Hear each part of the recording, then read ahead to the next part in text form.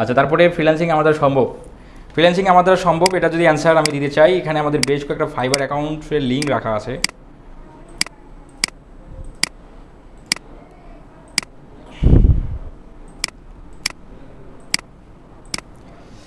ইনি হচ্ছে বাংলাদেশ থেকে ফ্রিল্যান্সিং করতেছে।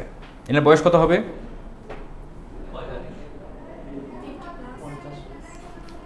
এরকমের ক্যাটাগরিতে হবে, ধরেন 45 হতে পারে, আবার 50+, এরকম। এখানে 50 বা 47, আমরা মাঝামাঝি ধরি 47+, এখানে কেউ আছেন? 47 একজন পাওয়া গেছে। আচ্ছা, যাই হোক,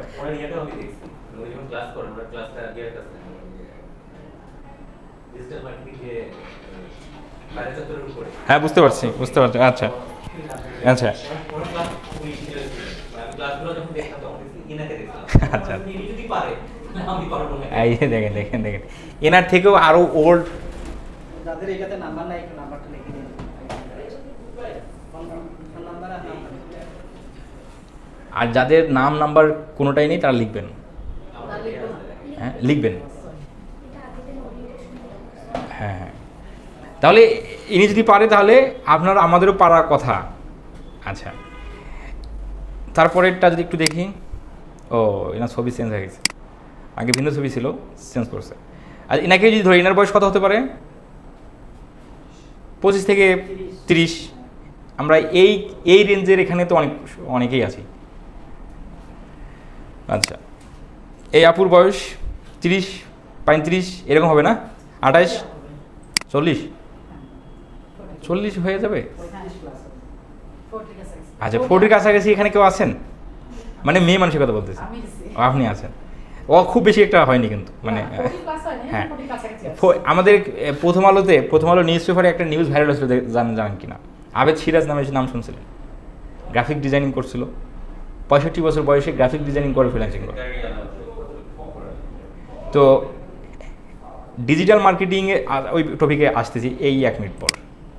আচ্ছা, তাহলে আমরা ফ্রিল্যান্সিং কি আমাদের দ্বারা সম্ভব? এখন বলেন, ফ্রিল্যান্সিং তাহলে সম্ভব আপনাদের দ্বারাই? মানে কনফিডেন্স কি আসতেছে? আচ্ছা আচ্ছা আচ্ছা, ফ্রিল্যান্সিংয়ের ভবিষ্যৎটা কি? ফ্রিল্যান্সিংয়ের ভবিষ্যৎ হলো যে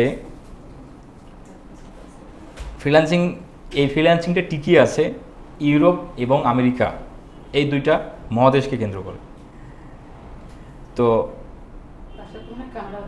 হ্যাঁ, কানাডা। তো এই বাংলাদেশি টাকার মান আর ইউএসডি, ইউরো, এগুলোর মান কি সমান? ইন ফিউচারে হওয়ার কোনো সম্ভাবনা আছে? নাই। তাহলে ফ্রিল্যান্সিং ভবিষ্যৎটা থেকে যাবে। কারণ হচ্ছে যে একটা ফেসবুক অ্যাডস ক্যাম্পেইন কাজ যদি ইউনাইটেড স্টেটসের একজন বায়ার তার এই দেশের একজন সেলারের কাছ থেকে যদি করায় নেয়, তাহলে তার মিনিমাম $1000 খরচ। সেই কাজটা যদি কোনো এশিয়া মহাদেশের কোনো ভাইয়ের দ্বারা করা নেয় বা বোনের দ্বারা করা নেয়, তাহলে মাত্র $100, মানে মাত্র $100 হয়ে যায়। তাহলে সে কেন অতিরিক্ত $900 খরচ করবে? এটা একটা কারণ যে ভবিষ্যৎ থাকার ইয়া। আর একটা কারণ হচ্ছে এই যে ফ্রিল্যান্সিংটা আমরা করতেছি কী দিয়ে? ইন্টারনেট, ল্যাপটপ, কম্পিউটার, এগুলো দিয়েই তো। এগুলো কি কখনো বিলুপ্ত হওয়ার কোনো সম্ভাবনা আছে? পৃথিবী ধ্বংস না হওয়া পর্যন্ত, তাহলে এটা চলবে। আচ্ছা, এবং এই ফ্রিল্যান্সিং আমরা করি ফেসবুক দিয়ে, ইউটিউব দিয়ে, গুগল দিয়ে। ফেসবুক, ইউটিউব, গুগল আগামী 10 বছর কি বিলুপ্ত হওয়ার সম্ভাবনা আছে? হ্যাঁ, নতুন নতুন টেকনোলজি আসবে। টিকটক আসছে 5 বছর 4 বছর হচ্ছে, আগে তো ছিল না। তো আমরা তো ফ্রিল্যান্সিং করবো 10 বছর নাকি? না, তাও বেশি করবো। 10 বছর করলে একটা মানুষ যদি 10 বছর ফ্রিল্যান্সিং করে, তাকে আরও কিছু করতে হবে? তাহলে আমরা 10 বছর শুধু চিন্তা করি, 15 বছর চিন্তা আমরা করতে না যাই। ভবিষ্যৎ থাকবে তো নাকি? আগামী 10 বছরের ভবিষ্যৎ থাকবে তো? আচ্ছা, ঠিক আছে। এখন আসেন যে আরেকটা ইম্পর্টেন্ট টপিক, ডিজিটাল মার্কেটিংয়ের চাহিদা। আমরা ফ্রিল্যান্সিং করতে পারি ওয়েব ডিজাইন দিয়ে, গ্রাফিক ডিজাইন দিয়ে, ডিজিটাল মার্কেটিং দিয়ে, এবং অ্যাপ ডেভেলপমেন্ট এবং আরও আদার্স সেক্টরগুলো আছে। তাহলে আমরা ডিজিটাল মার্কেটিংটাই কেন বেছে নেব? এর কারণটা কী? কারণ হচ্ছে যে আমরা যদি ওয়েব ডিজাইনের কথা চিন্তা করি, ওয়েব ডিজাইনাররা বা ওয়েব ডেভেলপাররা কী কাজ করে? ওয়েবসাইট ডিজাইন করে, ওয়েবসাইট তৈরি করে, এবং ওয়েবসাইটের মধ্যে কোনো প্রোডাক্ট আসলে সেটাকে আপলোড করে, এরকম কাজগুলো করে তারা। একটা কোম্পানি তো ওয়েবসাইট একটাই হয় নাকি? না বেশি হয়? একটাই।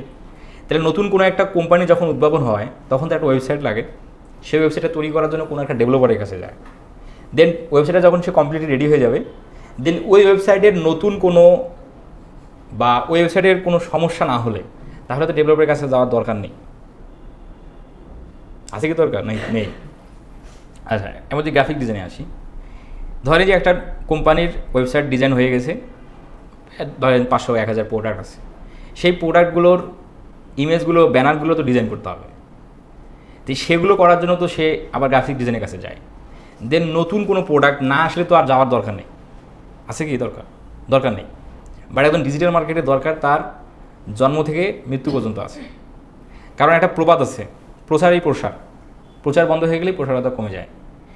এই যে প্রাণ কোম্পানি, ওয়ালটন, এদের তো সবাই চেনে, মানে যাদের বুঝ আছে অ্যাটলিস্ট সবাই চেনে না। তো এই যে সবাই চেনা সত্ত্বেও তারা মাত্র একটা হজমি ক্যান্ডিরও একটা অ্যাড দেয়। দেখেন না অ্যাড, দেখেন না ইউটিউবে ফেসবুকে আসে, দেখেন। মানে এত পপুলার কোম্পানি, এত পপুলার, মানে মানুষ তো নিঃসন্দেহে সেই কোম্পানিকে বিলিভ করে যে ওই কোম্পানি প্রোডাক্ট ভালো। বা আমরা যদি লাক্স সাবানের কথা চিন্তা করি, আমরা যদি কোনো একটা বাচ্চাকে যে একটা গোসল করার সাবান নিয়ে আসো, সে কিন্তু ওই যে দোকানের সাথে বলবে যে লাক্স দাও, নাহলে ডেটল দাও, নাহলে লাইফবয়, এগুলোতে বলবে। কিন্তু মজার বিষয় হলো, দেখবেন যে এই কোম্পানিগুলো এই প্রোডাক্টের অ্যাডগুলো সারা জীবন দিয়েই যাচ্ছে। কারণ হচ্ছে যে আমার প্রোডাক্টের নামটা যেন মানুষের মন থেকে, মানুষের মাথা থেকে যেন মুছে না যায়। মুছে গেলেই ভুলে গেল, আর ভুলে গেলেই আর বিক্রি হচ্ছে না। বিষয়টা তো তাই তো নাকি? এই জন্য তার মার্কেটারের প্রয়োজন সবসময় থাকবে। ফেসবুকে মার্কেটিং করবে, ফেসবুকে ভালো হচ্ছে না ইউটিউবে যাবে, ইউটিউবে ভালো হচ্ছে না টিকটকে যাবে, টিকটকে ভালো হচ্ছে না ইনস্টাগ্রামে যাবে, চলতেই থাকবে। তাহলে আমাদের, এবং আরও একটা ইম্পর্টেন্ট জিনিস যে ডিজিটাল মার্কেটিংটা কেন শেখা হচ্ছে, আরও একটু বলি যে ওয়েব ডিজাইনাররা কার ওয়েবসাইট লাগবে সেটা কীভাবে বুঝবো? এখন সে নতুন সেটা বিজনেস করবে কি না সেটা এখন বোঝার ওয়ে আছে ভাই? তার বাসায় যায় যদি বন্ধুত্ব সম্পর্ক, মানে তার বাসায় গেলাম, যে কথাবার্তা বললাম, ফিউচার প্ল্যান শুনলাম, হ্যাঁ, তখন যদি সে বলে যে আমার ইন ফিউচারে একটা বিজনেস করব বা আগামী মাসে একটা বিজনেস করার প্ল্যানে আছি, তাহলে আমরা বুঝতে পারি তার একটা ওয়েবসাইট দরকার। আদারওয়াইজ কি কোনো বোঝার কোনো ওয়ে নাই। কারণ আমি বিজনেস করব কি না সেটা অন্য কেউ আমি না বললে তো বুঝতেছে না। বাট ডিজিটাল মার্কেটাররা, তার একটা ওয়েবসাইট আছে, তার মানে তার ডিজিটাল মার্কেটার লাগবেই। আর ফেসবুকে বিজ্ঞাপন দিতে হবে, ইউটিউবে দিতে হবে, গুগলে দিতে হবে, ওয়েবসাইটটাকে এসইও করতে হবে। বুঝতে পারছি আমি যে বিষয়গুলো বলতেছি, বুঝতে পারতেছেন না নাকি? আচ্ছা, তারপরে আসি ডিজিটাল মার্কেটিং ভবিষ্যৎ। ডিজিটাল মার্কেটিং যে বিষয়গুলো নিয়ে আমরা করি, Facebook, YouTube, Google, social media, এগুলো থাকবেই। হ্যাঁ, এগুলোর পাশাপাশি আরও বেশ কিছু মাধ্যম আসবে, তখন ক্লায়েন্টরা এগুলোর পাশাপাশি সেগুলোও করে। যেমন টিকটক 5 বছর আগে ছিল না, এখন ভালো পপুলার। এখন কিন্তু ক্লায়েন্টরা ফেসবুকের পাশাপাশি টিকটকও মার্কেটিং করে, কারণ টিকটকের অডিয়েন্সটা আলাদা, ফেসবুকের অডিয়েন্স আলাদা। এই জন্য তার এখন 2 জায়গাতেই মার্কেটিং করতে হয়।